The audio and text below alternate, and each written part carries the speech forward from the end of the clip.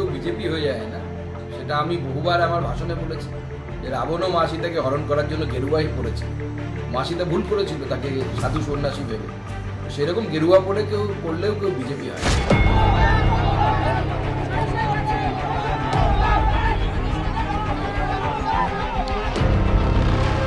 গলায় গেরুয়া উত্তরীয়, মুখে গো ব্যাক স্লোগান। সুকান্ত মজুমদারের গাড়ি ঘিরে বৃহস্পতিবার ডায়মন্ড হারবারের সরিষায় নজিরবিহীন অসভ্যতা। ছবিটা অভিষেক বন্দ্যোপাধ্যায়ের গড় বলে পরিচিত ডায়মন্ড হারবারের সরিষার। ছবি দেখে এক ঝলকে মনে হতেই পারে এরা বিজেপির কর্মী সমর্থক, কিন্তু আদেও তা নয়। এইসব যে তৃণমূলের বড্ড দুর্বল চিত্রনাট্য তা ফাঁস করে দিলেন খোদ সুকান্ত মজুমদার। সোশ্যাল মিডিয়ায় ছবি দেখিয়ে বিক্ষোভকারীর পরিচয় ফাঁস করলেন বালুরঘাটের বিজেপি সাংসদ। দুর্বল চিত্রনাট্য কেন বলছি? তাহলে এবারের ছবিটা ভালো করে দেখুন।